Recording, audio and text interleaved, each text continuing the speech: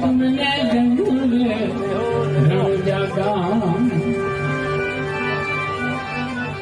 લીલો ઘોડો નવલખો એની મોતીએ જડી લગા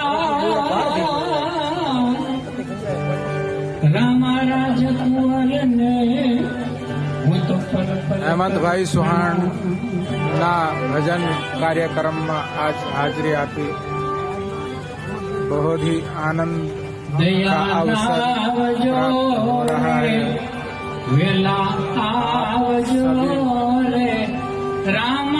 दर्शन कर रहे हैं।